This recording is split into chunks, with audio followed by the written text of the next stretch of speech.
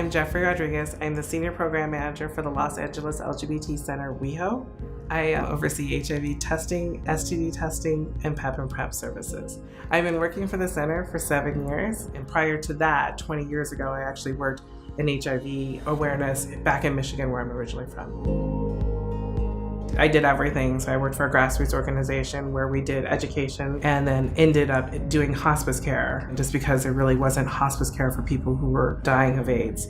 So I sat with them until they passed. Cut to 20 some odd years later, we have meds that prevent people from dying.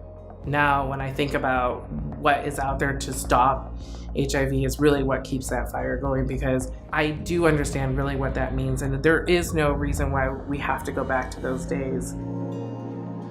When I talk to young people, they'll tell me their coming out story, and the first thing that somebody's going to say to them, well, we're worried about you getting HIV. I think if you're exploring your sexuality, it should be a positive thing. It shouldn't be a negative thing. It's so much negativity given to a young gay man or LGBT person that I want to educate them enough that the things that they're going to experience, that they feel safe about it. So I have this little mantra that I always tell people, that sex should feel good beginning, middle, and end.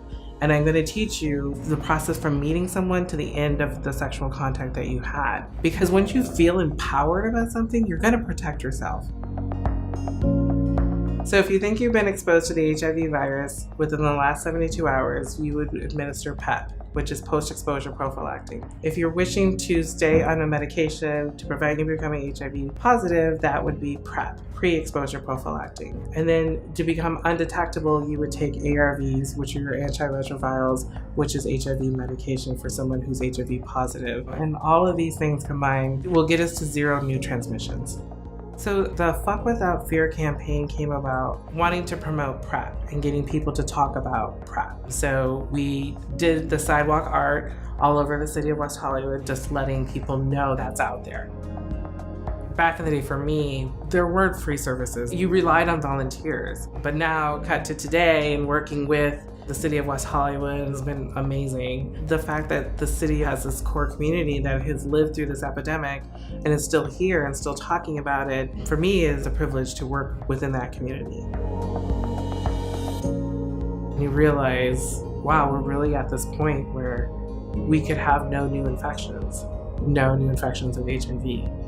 That's pretty crazy to think about, but it is possible.